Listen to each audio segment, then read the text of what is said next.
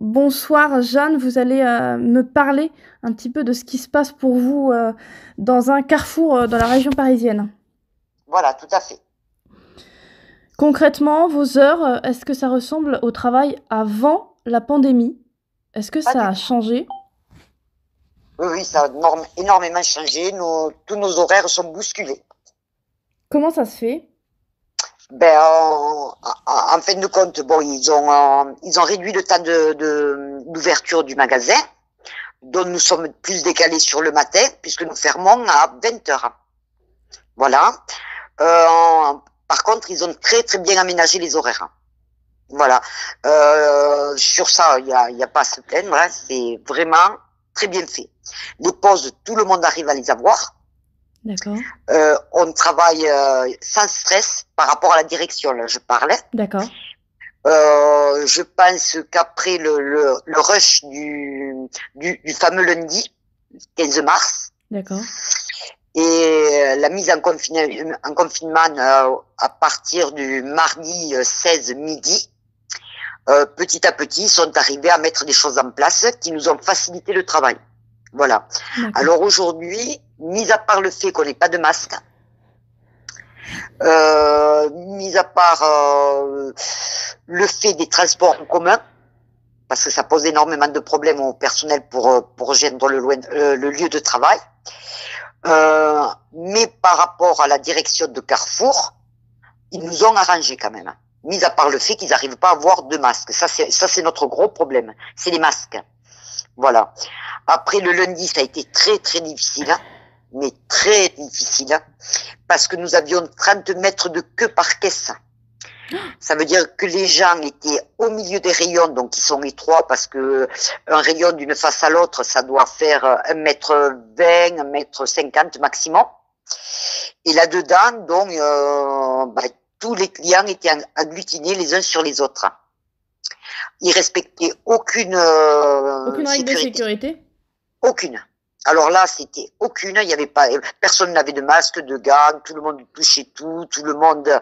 Enfin, ça a été la journée la plus pénible. Donc, on a eu un stress permanent pendant 8 heures. Pendant 8 heures en discontinu. Là, ça a été terrible. Les clients avaient peur, donc il se passait le stress les uns aux autres, ce qui faisait que ils nous donnaient le stress à nous. En plus, on ne pouvait pas travailler dans les rayons puisqu'on ne pouvait pas pénétrer dans les rayons. Hein. Et quand ça s'est arrêté le soir, notre état psychologique était lamentable parce qu'on a tenu la journée. Mais quand ça s'est arrêté d'un coup, quand il a fallu rentrer chez nous, on était très oppressés tous. Hein. On n'avait plus de concentration.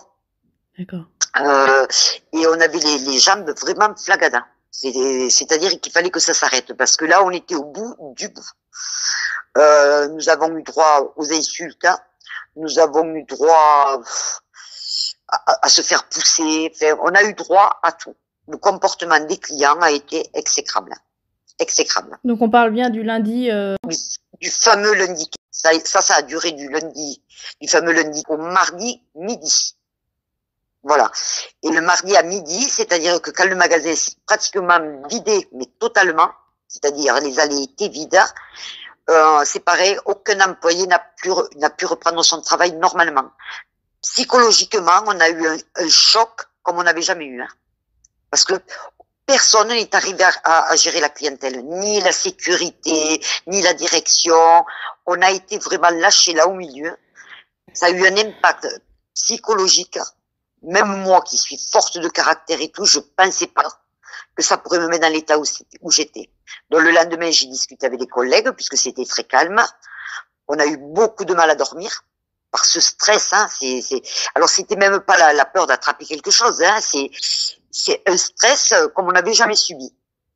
Parce qu'il y avait une telle pression, les caddies étaient pleins, les gens se disputaient. Enfin, ça a été terrible. Terrible. Voilà.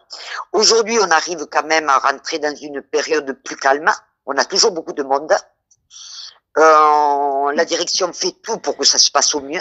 Donc, par exemple, moi, je fais de 9h à 16h30 avec une demi-heure de pause à la place d'une heure pour que je rentre plus vite chez moi.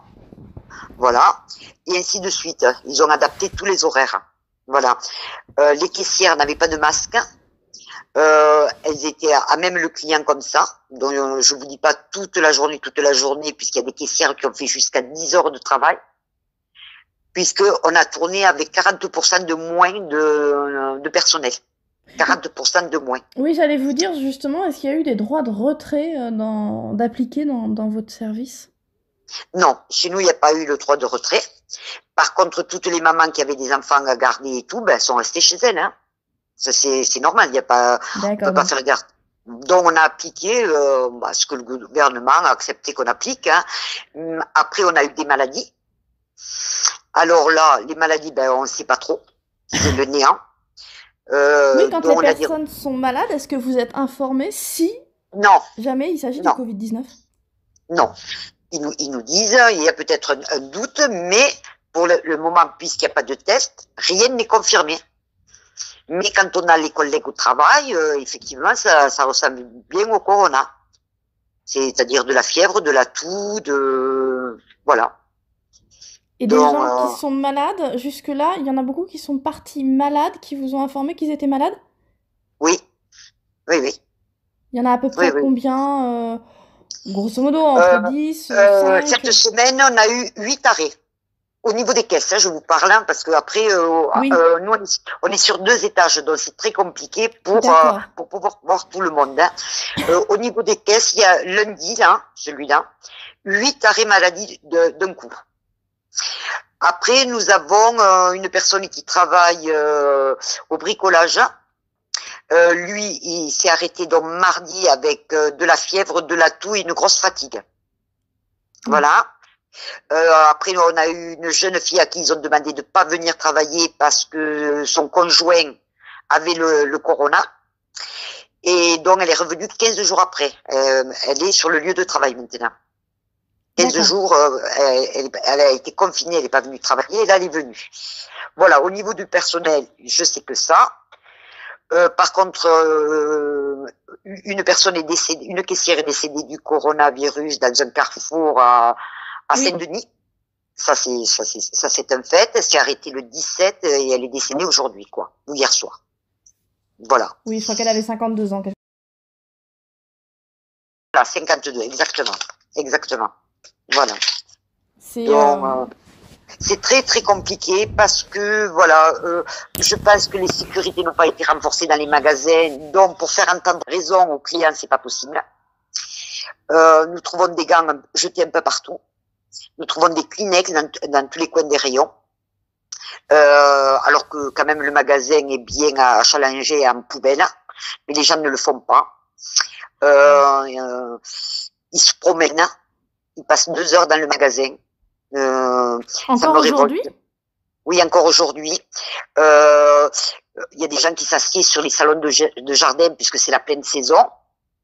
Il y en a un qui va faire les courses, l'autre reste assis, garde les courses. Hein. On vient, si la famille comporte 5 membres, on vient avec 5 membres. Voilà, hein, avec les enfants, les bébés, avec tout.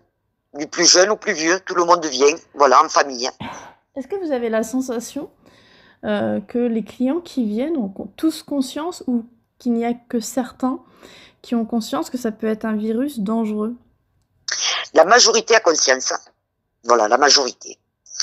Et puis, il y a ce petit quart de clients qui, franchement, ne prend pas conscience du tout à quoi lui-même s'expose et à quoi il nous expose à nous. Voilà. Moi, je pense qu'il y a un quart de nos clients qui sont complètement à côté de la plaque. Ça, c'est certain. Quand on leur demande de se reculer, parce qu'ils s'approchent trop de nous, on leur dit le maître, ils nous disent non mais moi je l'ai pas, hein, je suis pas contagieux. Hein. Voilà la réponse qu'ils nous font. Alors nous on leur répond, écoutez monsieur ou madame, ni vous ni moi ne savons si on l'a. Donc par mesure de sécurité autant pour vous que pour nous, il faut respecter le maître de sécurité. Aujourd'hui on nous a fourni des casquettes avec un plexi, donc il nous prend tout le visage. Et par contre, les gants, le gel, tout ça, on en a. Nos toilettes sont bien désinfectées tous les jours. Les poignées de porte, la machine à pointer, tout ça, il y a beaucoup de nettoyage. Hein. Ça, je peux reconnaître que de ce côté-là, au moins dans celui où je travaille, hein, ils essaient de faire le maximum. Par contre, le problème, c'est les clients. C'est un réel problème pour nous. Beaucoup d'incivilité encore? Beaucoup. Beaucoup d'achats pas de première nécessité. Nous sommes sollicités, moi je travaille dans la culture, hein, donc je suis sollicitée en permanence pour les jeux de console, pour les consoles, pour les explications, enfin voilà, c'est pour des piles, pour des ampoules, enfin, voilà, ils nous sollicitent toute la journée, rien n'a changé pour eux, rien. Oui, voilà, vous avez la sensation finalement que les clients qui viennent trouvent que la situation est quasiment normale? Voilà, tout à fait. Aujourd'hui, c'était flagrant aujourd'hui. Nous avons eu beaucoup de monde et je trouve que c'était vraiment la dilettante totale. Hein. Voilà, on n'a pas de chance, on a les balancelles qui sont exposées, on se balance, on continue. Ça continue. Voilà, moi je sais plus comment on pourrait faire pour que les gens comprennent. Je ne sais pas. Dans le même temps, on a des cas quand même assez sérieux et très graves, hein, puisqu'il y a des morts, et puis notamment récemment une jeune fille de 16 ans qui est morte du Covid-19. Oui. C'est quand même assez impressionnant. En plus, les conditions aussi de la mort de ces personnes-là, puisque la majorité de ces personnes-là sont tenues à l'écart. Les familles ne peuvent même pas les voir, donc ne peuvent même pas assister aux funérailles. C'est très très compliqué en fait, émotionnellement. Alors moi je vais revenir sur une phase, c'est ce lundi 16 et ce mardi. Ce fameux lundi, ouais. Voilà, combien de temps, est-ce que vous avez pu avoir des pauses ce jour-là? Est-ce que vous avez pu simplement avoir une pause ce jour-là? Ah oui, les pauses, on les a eues. On les a eues, les pauses. Ça, il y a aucune question n'a manqué de pause, rien. C'était, comment dire, l'atmosphère qui était pesante. Et puis, même en période de Noël, on n'a jamais 30 mètres de queue. Et moi, et notre magasin, il est fait sur 2 étages. Hein. C'est-à-dire, le non alimentaire est en bas, c'est là où je travaille, et l'alimentaire est à l'étage. L'étage, c'était pire que 30 mètres. Hein. C'était un serpent carrément entre les rayons. Hein. C'est-à-dire que nous, on était là, en plein milieu, mais sans trop savoir ce qu'il fallait faire et comment réagir par rapport aux clients. Mais personne, la majorité des clients à ce moment-là, hein, la majorité des clients étaient complètement inconscients de ce qui se passait. Tout le monde parlait ensemble, tout le monde se touchait, les gens se croisaient, qui se connaissaient, se faisaient la bise. Enfin, ce fameux jour, je crois que je m'en souviendrai toute ma vie. Et puis, ce qui nous a touchés, c'est psychologiquement. Hein, c'est pas anodin ce que je vous dis. Ça a été terrible pour nous. Vous ça êtes a été dépassé, complètement dépassé. Voilà, vraiment dépassé. Émotionnellement, c'était ingérable. Émotionnellement. Alors, voilà. Ce qui est impressionnant, c'est de se dire que ces gens-là, ils ont l'impression d'être comme dans leur vie de tous les jours, que tout va bien. En tout cas, ce que vous me racontez ce lundi-là. Pour autant, il y a quand même une queue qui est énorme. On parle de 30 mètres, c'est pas rien. C'est pas rien. C'est quelque chose que vous ne voyez pas tous les jours, ni pendant les grosses périodes. Parce que même pendant les grosses périodes de Noël, vous me confirmez que c'est pas forcément à ce point-là. Donc ça veut dire que même si les gens ont l'impression que tout va bien, il n'empêche, ils sont quand même énormément, il y a quand même un afflux énorme de gens d'un coup dans les magasins, comme si de toute façon ils vont être confinés et que de toute façon ils ne pourront plus sortir. Vous avez senti ce stress d'avant-confinement? Ah oui, un stress, une atmosphère, mais c'était mortifère. Et puis bon, je me base pas que sur moi, parce qu'à un moment donné, quand, par exemple, le mardi à midi, quand ça s'est vidé, que j'ai voulu reprendre mes tâches habituelles, remplir le rayon, puisque j'avais de la marchandise en retard dans les réserves, puisque j'avais pas pu travailler réellement dans le rayon, les choses que je fais en 5 minutes, ou positionner, puisque je suis dans le livre, positionner mes livres et tout, ça va très vite dans mon cerveau, je sais que ça va là, ça va là, c'était impossible. Et je me retrouvais devant mes rayons et mon cerveau, il voulait plus.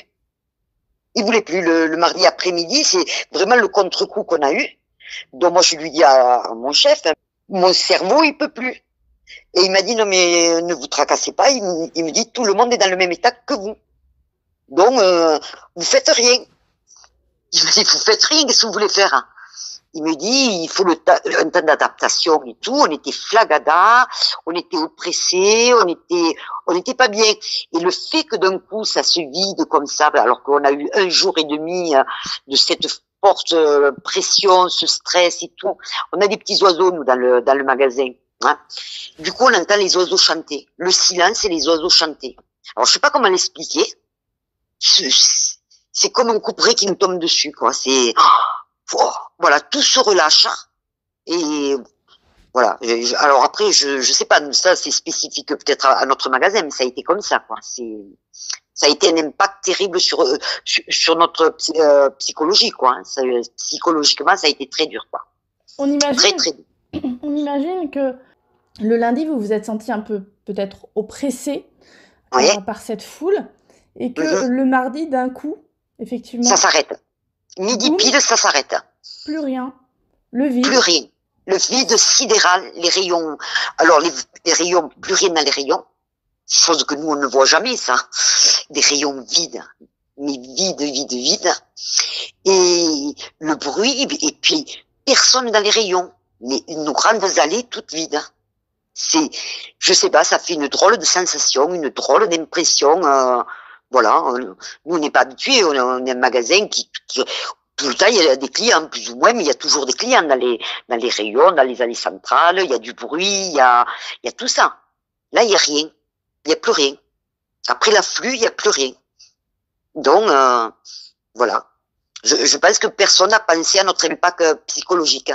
Personne, rien n'a été mis en place pour nous soutenir. Donc on s'est soutenu entre nous, les collègues.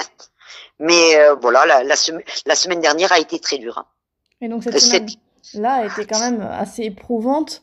Oui. Voilà, parce que nous déjà on part du principe que le corona il circulait bien avant ce fameux 16.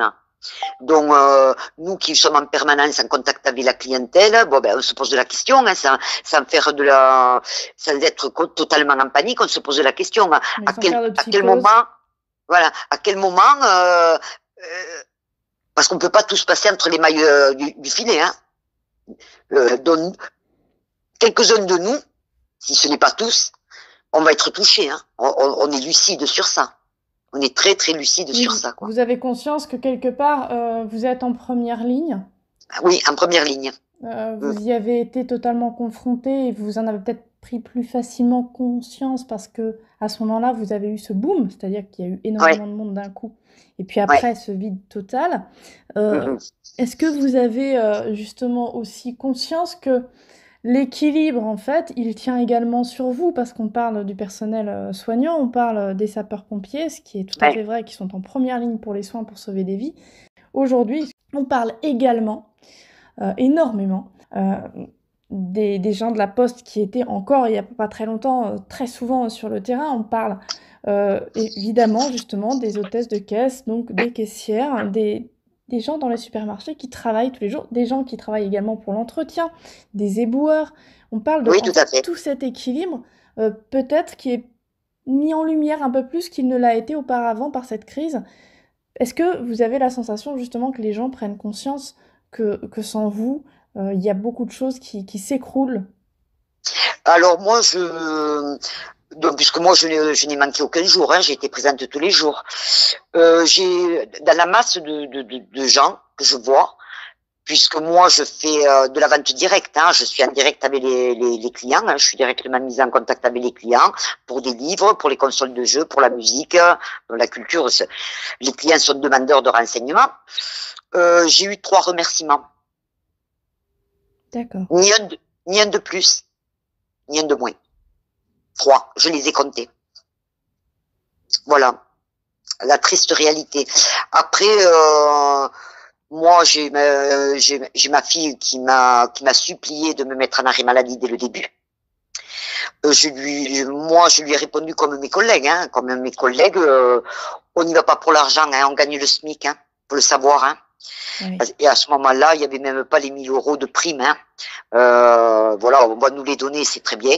On les a pas demandés. Hein.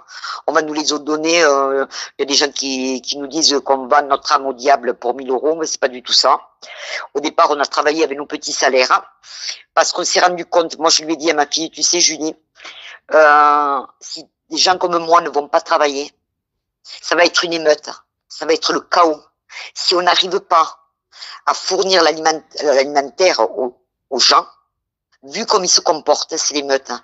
Donc je vais travailler pour toi, pour tous les gens que j'aime. Hein, je lui dis, je vais travailler pour que ton confinement, pour le confinement de tous les gens que j'aime, se passe bien. Et parce que c'est mon devoir. Voilà. Donc je lui dis, je vais essayer de faire attention à moi, mais je me vois pas rester à la maison. Voilà, aujourd'hui, la situation est telle que le peu que je pourrais amener pour le bien de tous, je le ferai. Voilà. Et nous sommes dans mon magasin, dans le magasin où je suis, dans cet état d'esprit. Et c'est pas parce qu'on a peur de la direction, et c'est pas parce qu'on attend une prime, parce que nos vies, elles valent pas 1000 euros. Ça aussi, je voudrais que ce soit clair pour les gens qui nous jettent la pierre. Hein. Il faut qu'ils prennent conscience, tous ces gens, que si un seul maillon de la chaîne alimentaire casse et qu'on ne peut plus fournir, je crains le pire. Je vous le dis clair, net. J'ai vu comment les gens se sont battus pour le moindre paquet de pâtes, pour le moindre produit désinfectant.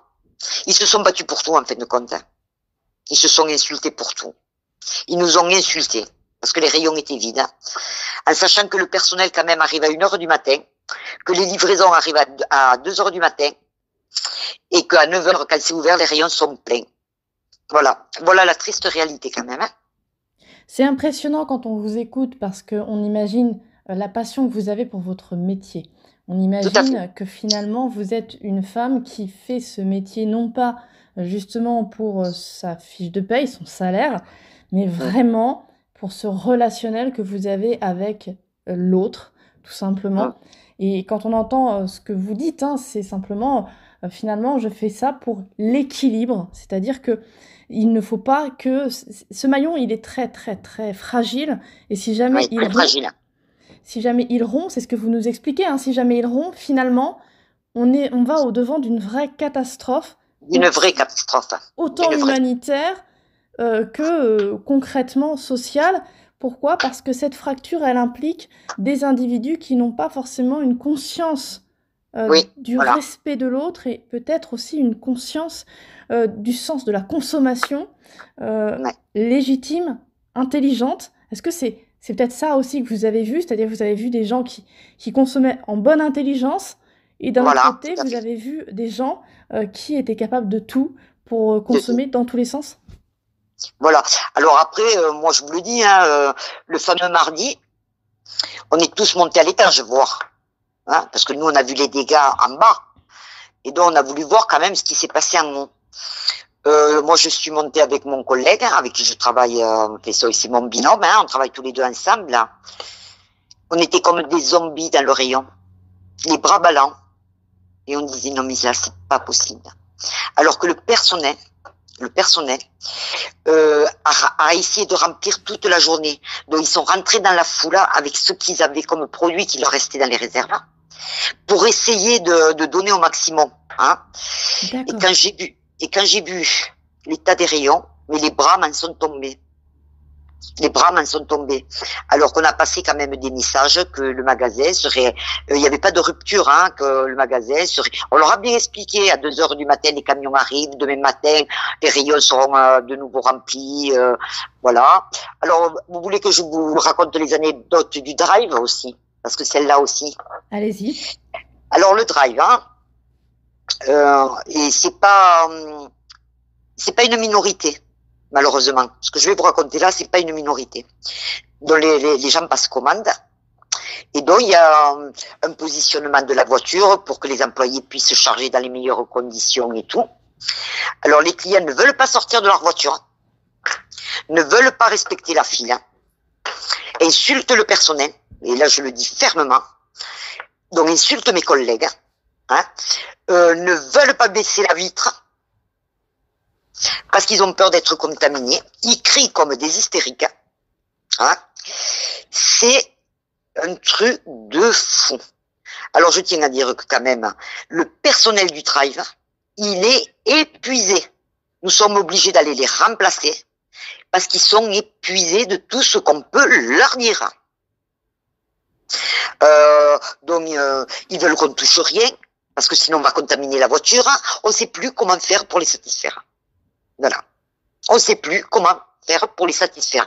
Alors il y a des journées, c'est les 3/4 qui se comportent comme ça. Il y a des journées, ça va mieux, c'est 1/4. La fois d'après, c'est la moitié.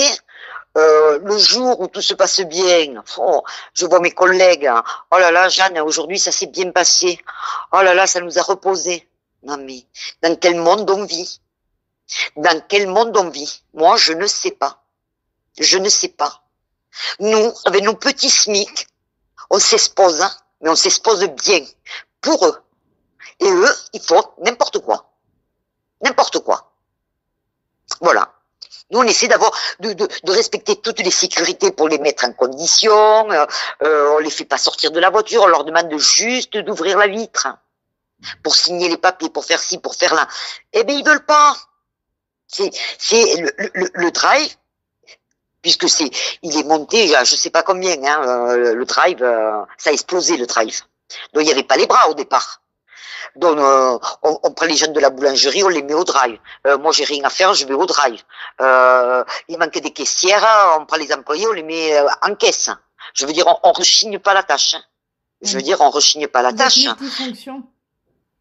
Mais voilà, on est multifonction, on n'était pas habitués, parce que nous, dans les carrefours, chacun a son poste. Ça nous arrive pas, ça. Ce va-et-vient, je vais là-bas, je repars, je vais aux produits de ménage, je vais à l'étage mettre un rayon, ben, tout ça, nous, on le faisait pas. Donc, on le fait parce que, bon, il faut bien soulager les collègues, hein, mais je voudrais quand même que les gens comprennent, hein, il faut qu'ils nous ménagent. Parce qu'au bout d'un moment, avec la meilleure volonté du monde, on va craquer. On va craquer. Voilà. Moi, aujourd'hui, j'étais enrhumée, je me suis posé 50 000 questions. Donc, je suis allée à l'infirmerie voir si j'avais de la fièvre quand même, toute la journée. Je me suis pas levé le masque une seule fois. Le masque, il est à moi. Hein. C'est moi qui les amène. J'ai pas voulu lever mon masque parce que j'avais peur de contaminer les collègues si j'avais quelque chose. Je voudrais qu'ils se comportent normalement. Voilà. Qu'ils se comportent normalement, comme des gens civilisés. Jusqu'à maintenant, ils ont bien vu que les rayons, bon, on a un problème avec le papier toilette, mais ça, c'est eux-mêmes qui l'ont créé, le problème du papier toilette, hein. On a un peu de mal à avoir du papier toilette, hein. Ça c'est vrai, mais bon, je pense qu'il y en a qui ont des sacrés stocks chez eux, hein. On a entendu parler effectivement, hein, de ces records de papier toilette sortis, de tous ces éléments, les pâtes, enfin, les gens se ruaient sur certaines choses, certains produits, il y avait comme une obsession de peur de manque, en fait, alors que vous expliquiez aux gens que tout simplement le lendemain, hein, les rayons allaient être réapprovisionnés correctement. Oui, dès 2 heures du matin. Dès 2 heures du matin, mais les équipes de nuit étaient prêtes, hein, de toute façon. Voilà. Donc, tous les jours, il y a un roulement, tous les jours, il n'y a pas de rupture. Non, il n'y a pas de rupture prévue. Non, pas du tout. Il n'y en aura pas. Pour l'instant, sur les 3 mois, là, il risque pas d'y avoir de rupture, hein, d'après les informations que j'ai, hein. Moi, je vous les donne comme j'ai, hein, parce que je me suis renseignée. Par exemple, nous, le personnel, nous sommes peut-être les gens qui avons le moins de stock à la maison. On fait, bon, j'ai besoin de pâtes, je vais chercher 2 paquets de pâtes, hein. J'ai besoin de gruyère, je vais chercher du gruyère. Nous, on n'est pas rentré de la psychose de l'achat. D'abord parce qu'on n'a pas les moyens financièrement, ça, il faut le savoir. C'est ça. Parce que ça, c'est une question aussi. Moi, si j'avais acheté ce que ces gens ont acheté, mais ma banque m'aurait bloqué mon compte, hein. Donc, quand je vois que quand même, on a des clients à 800 € de consoles de jeux et de jeux, je me pose des questions quand même. Moi, je le dis personnellement, chez moi, j'ai 2 paquets de pâtes, un sac de gruyère, hein, j'ai 2 sauces tomates différentes, mais j'ai rien, j'ai comme d'habitude. J'ai comme d'habitude. Et le soir, quand j'ai fini à 16h30, si j'ai besoin d'un truc d'appoint, je monte, je le prends. Voilà. Parce qu'ils nous ont aménagé des horaires à 7h. Mais nous, on a décidé que comme ces horaires, ils les avaient dédiés aux pompiers, aux infirmières, aux éboueurs, enfin, à tous les gens qui travaillent, hein, sur présentation de justificatifs. Donc, ils ont de 7h du matin à 9h moins le quart, le magasin pour eux. Donc, quand il est bien plein, dans le calme et la sérénité. Voilà. Et nous, on a décidé de leur laisser le rayon, le magasin, et de nous faire les appoils le soir, parce qu'on manque de rien, quoi. Donc, ne pas rajouter aussi, ne pas se rajouter au corps médical, aux pompiers, tout ça. Voilà. D'accord. Voilà. Donc vous le faites après la journée, quand tout a oui, déjà après été la journée. vendu? Après la journée, tranquille. Hein. J'ai mon petit sac, je monte. J'y vais une fois par semaine. Hein. J'ai pas. D'accord. Voilà. Nous, notre consommation n'a pas changé. Nous, on n'a pas voulu changer notre consommation. On a fait, voilà, comme d'habitude. De toute façon, financièrement, moi, je vous le dis, le 3/4 du personnel à Carrefour ne peut pas se permettre de faire des caddies à 500 €. Ça, c'est clair. Oui, ça, déjà, c'est clair. On est d'accord que c'est pas évident quand même, en fonction du métier, de pouvoir faire des caddies aussi chers oui, à l'heure aussi actuelle. Cher. Oui, oui. C'est les caissières étaient affolées d'ailleurs. Hein, surtout que certains d'entre nous sont au chômage total, ce qui, dans ce cadre, ils ne savent même pas ce qui va se passer par rapport à leur bulletin de salaire. Voilà. Donc, dans l'inconnu, c'est très compliqué. Voilà, même nous, la prime de 1 000 €, on nous a dit qu'elle était accordée. On ne sait pas dans quelles conditions et on ne sait pas quand. Vous voyez, voilà, on sait qu'on va l'avoir. Alors, il y a des gens, ils m'ont dit, non, mais on va vous donner une prime de 1 000 €. J'ai répondu, moi, je suis pas venu travailler pour la prime, hein, parce qu'elle n'était pas prévue et qu'on n'y a même pas pensé à la demander. Même par nos syndicats, ça nous a pas effleuré l'esprit. J'ai entendu personne autour de moi dire, ah ben, on va demander une prime. Ça, je l'ai pas entendu. Et pourtant, je côtoie tous mes collègues tous les jours, et tous les jours, je parle avec eux. Donc, on l'a pas fait. On n'y pensait pas. On nous la donne. Bon, quand Auchan l'a donné, on s'est dit, Carrefour va pas faire moins, il va nous la donner. Voilà. Et aux personnes, je leur ai dit, évidemment, hein, je vis avec 1 000 €. Évidemment que si on me donne 1 000 €, eh bien sûr que je vais le prendre, mais ma vie, elle vaut pas 1 000 €, hein. Elle vaut pas 1 000 €, ma vie. Effectivement, il y a un deux poids, deux mesures. On peut pas comparer le prix d'une vie humaine à 1 000 €. 1 000 € concrètement, c'est une façon de vous dire que vous êtes au travail malgré tout. Voilà. C'est mine de rien, c'est peut-être pas non plus une prime de risque équivalente à tous les risques que vous prenez chaque jour. Voilà. C'est voilà. Mais moi qui ai eu prime ou pas, je serais allé travailler. De toute façon, j'y suis allé. Et si je tombe pas malade, je vais continuer. Et je vais continuer parce que j'ai mes frères, hein, j'ai mes sœurs, j'ai mes neveux, j'ai toute ma famille, j'ai tous ces gens que j'aime et tout. Et donc, et après tous mes amis et tout. Et je me dis, non, mais si on part au chaos, si on part dans des émeutes, comment on va faire? Déjà, on se voit pas. Si on devait tous se téléphoner, on passerait notre journée au téléphone, ce qui est pas possible.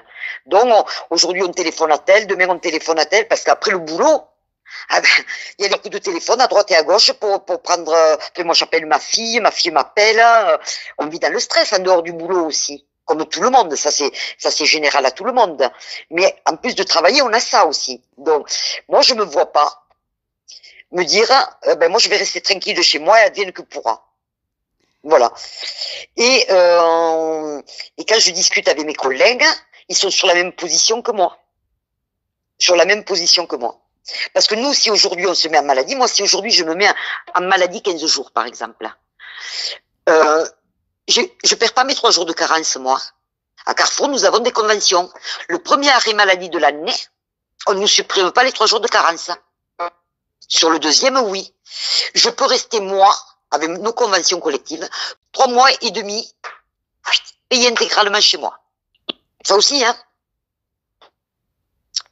Donc, il y a peu de gens qui le savent, ça. Et pourtant, c'est nos conventions. On se rend compte, effectivement, que malgré l'urgence, malgré le monde qu'il peut y avoir, en fait, vous vous retrouvez malgré tout, face à votre conscience vous dit de continuer, vous continuez malgré tout. Ce que vous voyez aujourd'hui, ce que vous avez vu le 16, c'était tout simplement, pour vous en tout cas, le signe que le peuple, les gens ne sont pas prêts à accepter une crise majeure dans le monde. Ils ne sont pas dans une phase où ils pourraient s'adapter à cette situation.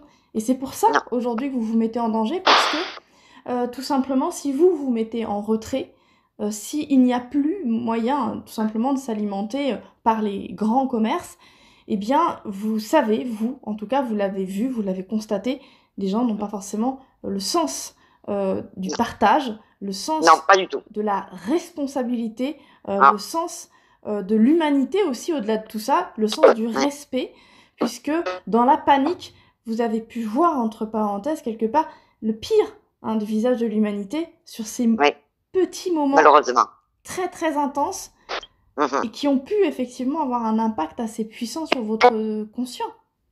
Oui, et j'ai 60 ans, hein, donc je pense que l'être humain était capable de beaucoup de choses, hein, et ça n'a fait que confirmer. Hein, moi, je suis pas tombée des nues. Hein, ça n'a fait que confirmer ce que je pensais depuis le départ, hein, de toute façon. Mais je pense que peu importe comment ils vont se comporter, tant qu'on aura la force, hein, s'ils nous épuisent pas, s'ils nous ont pas à l'usure, hein, parce que physiquement c'est très dur, je pense qu'il y a aucun de nous qui ne quittera la surface de vente, quoi. On ira jusqu'au bout. Parce que je crois que nous avons dans les mains quelque chose qu'il faut préserver. Et aussi, je voulais le dire du fond du cœur, que les gens se rendent compte que le métier de caissière, moi je suis pas caissière, hein, mais que le métier de caissière, il faut le préserver. Imaginez-vous aujourd'hui que le métier de caissière est disparu, qu'on ne soit que sur caisse automatique. Comment on aurait fait? En sachant que ces machines tombent en panne tout le temps. Comment on aurait fait pour faire passer tant de gens aux caisses automatiques? Comment on aurait fait? Moi, je me pose la question. Vous pensez effectivement que ça aurait été tout à fait pas jouable? Pas jouable. Ou alors, il aurait fallu mettre l'armée. Enfin, je sais pas ce qu'il aurait fallu faire. Mais je pense que ce métier de caissière, c'est tellement humain, le relationnel. Alors, même si les gens ne nous voient pas. Non, mais ils nous voient pas, les gens. Les gens, habituellement, dans des périodes normales, nous faisons partie des meubles. C'est-à-dire qu'ils nous voient pas. Voilà. On se fond dans les rayons. Ils n'ont pas ce sourire, ils n'ont pas cette amabilité. Et puis, de temps en temps, on a des clients qui sont solaires, hein, qui nous remercient d'avoir des beaux rayons, qui aiment venir chez nous parce qu'il y a tout ce qu'ils cherchent, hein, voilà. Et ça, c'est notre bouffée d'oxygène, ces gens-là. Hein. Mais la majorité ne nous voit pas. Aujourd'hui, j'espère qu'ils les ont bien vus, ces caissières. Parce que les caissières, elles n'ont pas toutes le SMIC, hein, parce qu'elles ne sont pas toutes des temps complets. Hein. Faut le savoir, hein. C'est des temps partiels. C'est des mamans avec des enfants, toutes seules, avec des horaires insupportables. Hein. Donc elles se prennent le transport en commun, les trois quarts, parce qu'elles n'ont pas les moyens d'avoir de voiture. Hein. Tout ça, c'est une réalité et qu'il ne faut pas occulter.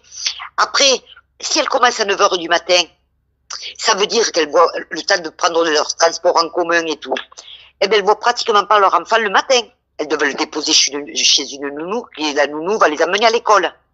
Mais comme elles ont des coupures de 4 heures, donc si elles devaient faire 6 heures dans la journée, qu'elles font 3 heures, une coupure de 4 heures, et elles vont finir les 3 heures après ou les 2 heures après, quand elles rentrent, ah ben les enfants, hein, elles les voient pas beaucoup. Hein.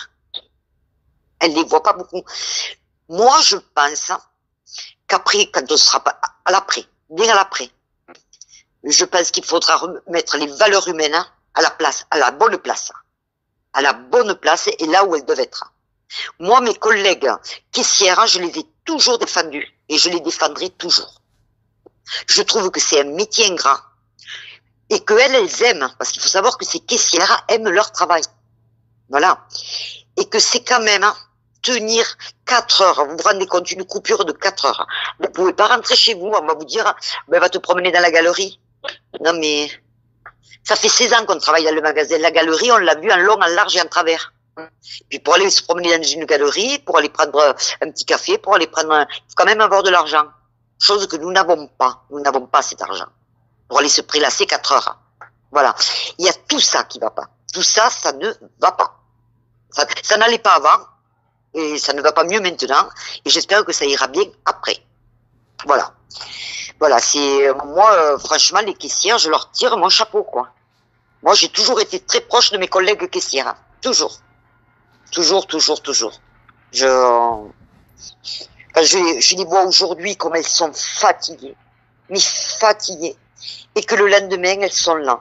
Parce que nous, dans les rayons, si on a un coup de stress, s'il y a quelque chose qui va pas, on va en réserve et on fait une coupure. Une caissière, elle fait comment? Elle est clouée à son siège. Et mise à part leur pause, et mise à part le fait que si vraiment elles se sentent mal, on va mettre quelqu'un à les remplacer, elles restent tout le temps qu'il faut rester en caisse. Elles ne peuvent pas décompresser. Je vais essayer de vous faire partager. Est-ce que tout à l'heure on a entendu les applaudissements ici sur Nanterre pour dédier justement à tous les personnels qui travaillent encore aujourd'hui, tous les jours. Est-ce que vous vous sentez justement concerné? Est-ce que vous avez la sensation, alors même si tout le monde ne comprend pas forcément votre dévouement aujourd'hui, parce qu'il s'agit bien de dévouement, c'est comme ça qu'on pourrait appeler oui, moi je pense que c'est un don de soi. Alors moi je dis pas pour tous les Français, mais je sais qu'en faisant ça, je protège les miens. Alors c'est peut-être égoïste, mais moi je pense aux miens. Et comme chaque personne qui travaille dans le magasin pense au sien, évidemment qu'on va continuer. Moi si je l'attrape, j'ai 60 ans. Si je dois partir, je dois partir. Mais je pense à ma fille. Hein. Je pense à mes nièces, à tous mes neveux qui sont jeunes, qui ont tout l'avenir devant eux. Vous voyez ce que je veux dire? Et donc, je me dis, comme je lui ai dit à ma fille, je fais ça, c'est un don pour toi, pour ton avenir, pour tous ces jeunes. Il faut pas qu'on parte au chaos. Il faut pas qu'il y ait des émeutes. Parce que le virus, déjà, lui, il fait un massacre. Il faudrait pas rajouter au massacre un massacre. Et je pense que si on ne tient pas, c'est ce qui va se passer. Et ça, on ne l'enlèvera pas de la tête. Après, vous parlez... moi, j'ai beaucoup de rancœur envers les Français. J'ai beaucoup de rancœur parce que je suis gilet jaune. Je suis gilet jaune de la première heure. J'ai été dans les manifs contre la loi El Khomri. Je manifeste depuis l'âge de mes 20 ans. Parce que j'ai toujours été dans l'humain. Toujours dans l'humain. Parce que je viens d'un père qui a combattu Franco. Je viens d'une grand-mère, d'un père qui a combattu Franco, qui a été torturé, condamné à mort en Espagne par Franco. Je viens d'une grand-mère qui était dans le maquis. Je viens de tout ça. Je viens d'une famille de 9 enfants, où la maison était ouverte à tous les migrants espagnols. Nous donnions nos lits, nous dormions sur une paillasse très petit. Donc je viens de là. Donc comme je viens de là, eh ben je viens des gilets jaunes. Personne ne m'a dit d'aller à mon âge tous les samedis me prendre des coups de gaz, de matraque et de tout ce qui s'ensuit. Et quand nous avons hurlé de venir en aide aux pompiers, de venir en aide aux hôpitaux, nous n'avons pas. Je les rabâchais dans le magasin où je travaille. Je leur ai dit il faut y aller. Pour nos enfants, pour nos petits-enfants. C'est un devoir, c'est pas un choix. Ils ne l'ont pas fait. Donc ils peuvent applaudir. Ils peuvent applaudir. Mais je trouve que c'est un peu tard. J'étais auprès des pompiers le 15 octobre. Oui. J'en ai pleuré. Je suis sortie de Nation. On les a soignés avec ma copine médic. Je suis sortie de Nation à 21h30. À 21h30. J'étais en larmes. J'ai dit, mais comment je peux voir ça, moi? Comment je peux voir ça? J'étais auprès des infirmières qui se sont fait gazer. Et j'étais à l'hôpital Créteil, quand ils ont appelé la population à les soutenir. J'ai fait un article pour eux sur mon Facebook, parce que ils ont sauvé la vie de ma fille. Et je leur ai dit, chacun de nous leur devra un jour où leur doit quelque chose. Comment vous ne bougez pas? Voilà pourquoi on en est là. Parce que les Français ont accepté l'inacceptable. Parce que les Français ne sont bien que dans la consommation à outrance. Voilà pourquoi on en est là. Parce qu'ils n'ont pas de patience. Parce qu'ils n'ont pas les vraies valeurs. Un enfant, on le fait pas pour lui dire viens je t'achète une console, viens je t'achète ça. Un enfant, on le fait et on lui crée son avenir. Et le jour où on perd de vue que la première chose qu'on doit faire, la première c'est de l'aimer passionnément et à mourir pour. Et la deuxième c'est lui préparer un avenir. Eh bien aujourd'hui on est loin de ça. Voilà. Aujourd'hui, moi, ce que je constate, c'est qu'on est loin de ça. Ça fait 30 ans que je travaille dans les hyper. J'ai vu l'évolution. Donc je sais de quoi je parle.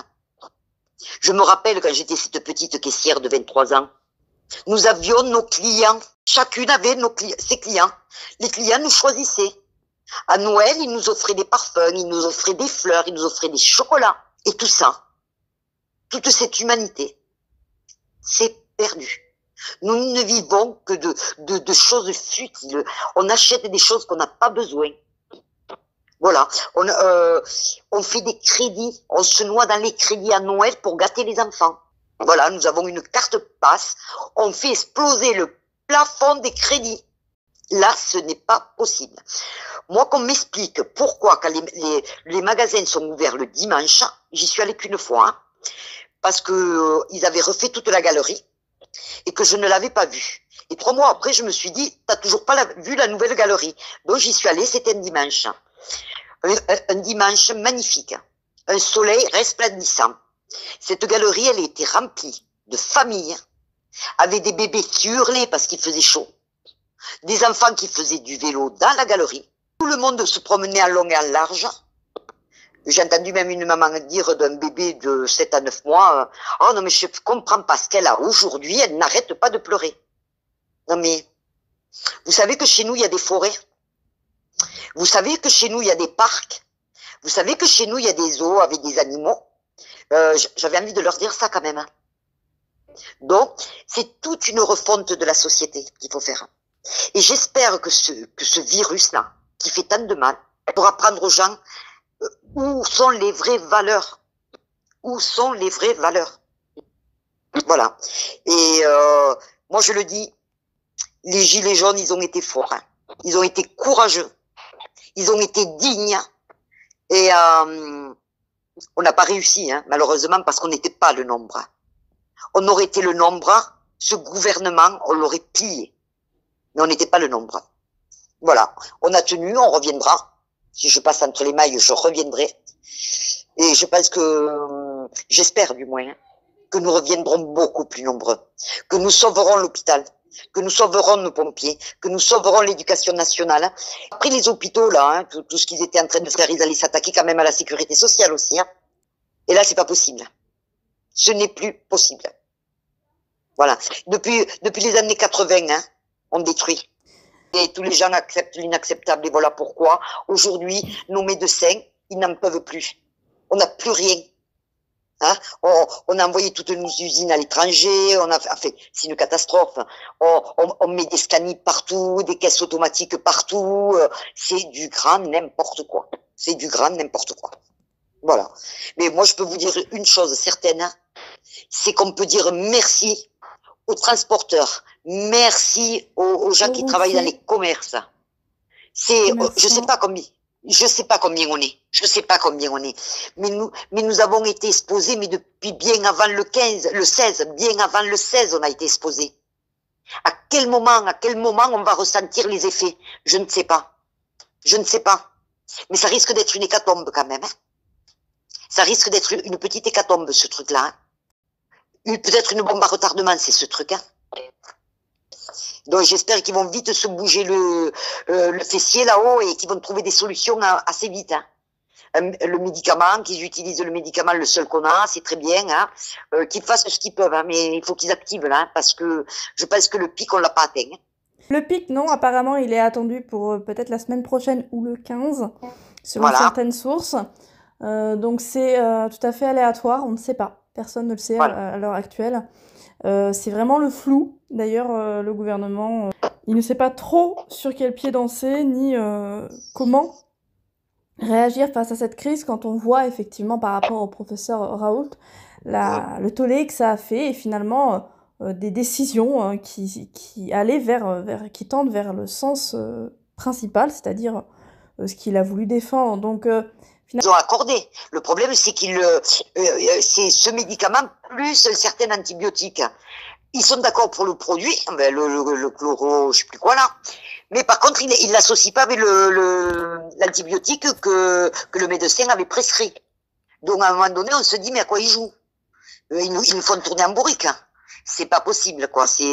Mais moi déjà, ce qui m'interpelle donc j'essaie d'avoir des informations parce que je suis très très peinée pour ces 8 caissières, hein, parce que l'annonce des 1000 euros avait été faite. Donc, comment, si ces filles n'étaient pas si mal que ça, elles ne sont pas venues, au risque de perdre le peu de 1000 euros qu'on allait leur donner? Moi, je suis très inquiète pour mes 8 collègues. Hein. Mes 8 collègues, voilà, j'ai un peu d'infos, j'essaie j'essaie de demander à la direction, mais qui est assez muette sur ça. Ils sont pas très clairs là par-dessus. Par contre, je trouve qu'ils sont pas très clairs. Leur réponse ne me satisfait pas. Après, il faut savoir que nous, entre collègues, nous essayons d'être festifs, ne pas être abattus. Donc on se met de la musique, on danse, on se remonte comme on peut, quoi. Oui, vous essayez en tout cas de vous donner quand même du baume au cœur, de donner aux autres aussi, aux gens qui vont venir, tout simplement du positif et pas du négatif, malgré l'oppression que vous avez ressentie depuis le 16. Oui, non, par contre, c'est vrai que on a tous essayé de rester positifs envers les clients, même ceux qui étaient horribles. Voilà, on a essayé je pense qu'on y est parvenu quand même. On n'était pas dans la négative et on n'était pas dans la colère contre eux. On a essayé de leur faire comprendre, puis c'est tout. Hein. Après, ils comprennent pas, et puis s'ils comprennent pas, on s'écarte. Mais je veux dire que nous, au niveau du personnel, hein, puisque moi je suis en salle de repos avec eux, je suis à l'extérieur et tout, on a quand même, quand on se retrouve entre nous, c'est pas mortifère. Hein. Oui, vous avez des conversations plutôt positives, pas aussi glauques, on va dire, que celles de certains médias qui, effectivement, rabâchent. On n'est pas dans cet état d'esprit. Même si on sait qu'on a une épée de Damoclès, mais par exemple, le matin, quand on arrive, on se demande si ça va, hein, ce qui est normal. Pour l'instant, ça va. Voilà, ça c'est notre mot. Pour l'instant, ça va. Comment dire, ceux qui ont des voitures essaient de ramener alors que normalement on ne devrait pas. Hein. Donc moi je prends une collègue, on essaie de pas être plus de 2 dans la voiture quand même, mais voilà, moi je prends une collègue, normalement on ne devrait pas. Moi, si on se fait arrêter, j'essaierai d'expliquer aux gendarmes qu'on travaille et que je peux pas la laisser faire 2 heures de trajet le matin et 2 heures de trajet le soir. Là, c'est pas possible. Donc, qu'il me fait balise ou pas, je vais continuer à l'emmener avec moi. Et, je me vois pas la laisser. C'est une solidarité finalement entre collègues pour permettre à chacun de pouvoir venir travailler. Voilà, ceux qui ont des gants ramènent des gants, ceux qui ont des masques ramènent des masques. Voilà, on essaie de... Mais on n'est pas triste. Par contre, entre nous, dans les réserves et tout, en dehors du magasin, dans les réserves, dans les salles de repos, dans les salles de réunion, c'est pas mortifère. On est entre nous, on blague, on se met de la musique, on cherche les meilleures blagues sur Facebook, on se les fait passer. Ça, c'est fabuleux. Je demande aux gens de continuer à faire des blagues sur Facebook. Enfin, nous, entre nous, tant qu'on continuera comme ça, on peut aller très loin. Voilà, on peut aller très loin. Je ne sais pas pourquoi on est si fort entre nous, comment on arrive à garder ce punchy, cette joie de vivre, mais on est dans cet état d'esprit. Hein. Quand on est entre nous, il n'y a pas de souci. Hein. C'est donc un quart d'heure après, quand on reprend le boulot, ben, on est bien. On est bien, on est voilà. Après, nous, dans les rayons, évidemment, il n'y a pas de pause imposée. C'est-à-dire que si on veut partir là 10 minutes plus tard, on fait comme on veut au niveau des rayons. Donc pour nous, c'est un avantage. On se gère comme on veut. Personne ne surveille ce qu'on fait, ce qui est très bien, hein, parce que en plus on avait la pression de la direction. Voilà. Au niveau de la direction, on n'a pas trop à se plaindre. Ils ont fait ce qu'ils ont pu aussi. Hein. Je pense qu'ils ont été... tout le monde a été pris de court, en tout cas, c'est ce que vous avez senti. Tout le monde a été pris... Voilà, tout le monde... nous, on a un directeur qui a mis une grande affiche en nous remerciant, en disant qu'il ferait tout ce qu'il pourrait pour nous protéger au maximum. Bon, ce qu'il fait, hein. Tous les jours, il essaie de nous trouver quelque chose de plus sécurisé, hein. Après, on est tous face à ce problème. Voilà, et après, on va attendre. On va attendre. On n'a plus qu'à attendre. Hein, de toute façon, maintenant, le choix. Mais je pense que personne n'a le choix en fin de compte.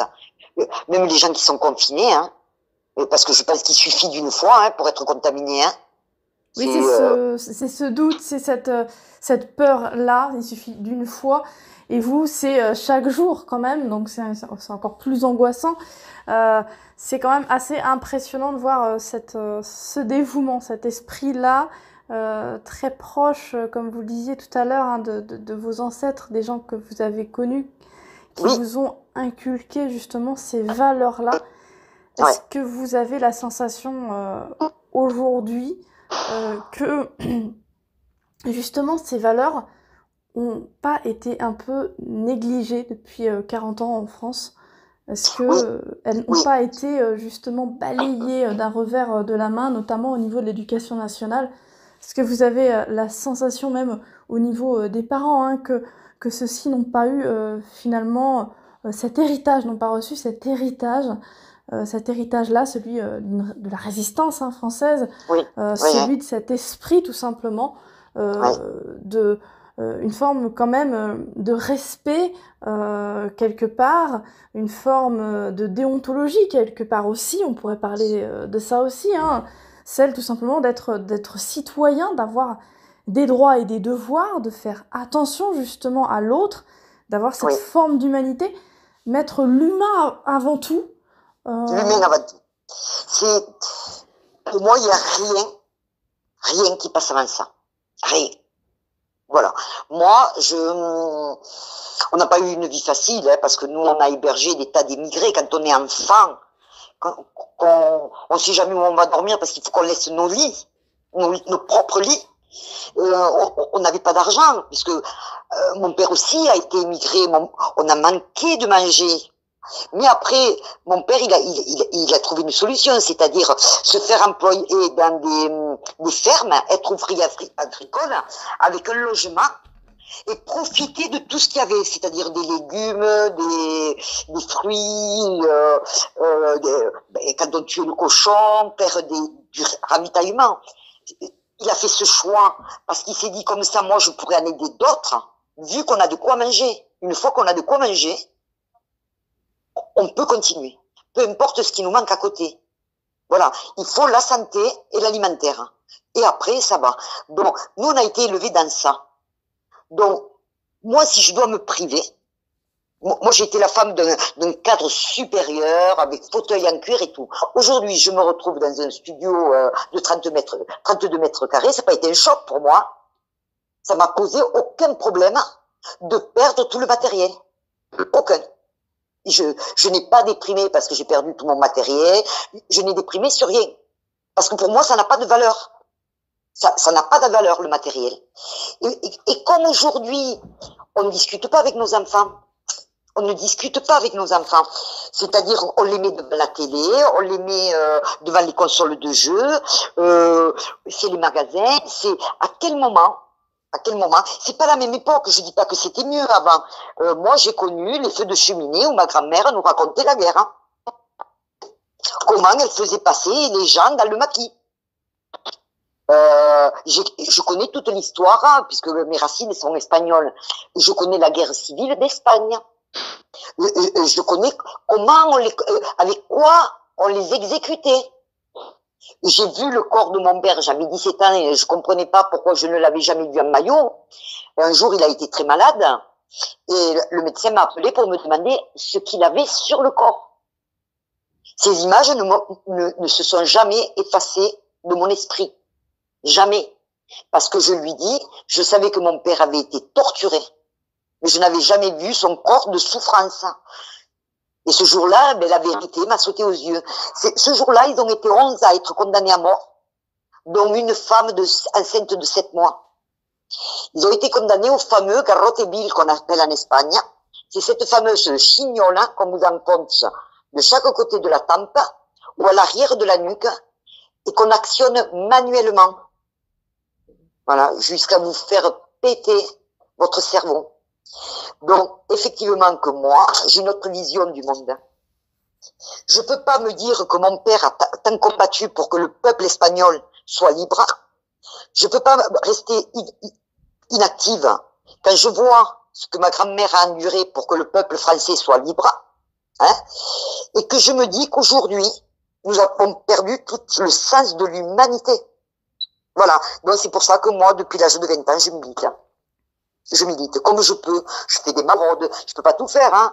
Mais je fais des maraudes, ou je donne mes manteaux au SDF, ou je leur paye un café, ou je vais sur le marché, place Bastille, sur Paris.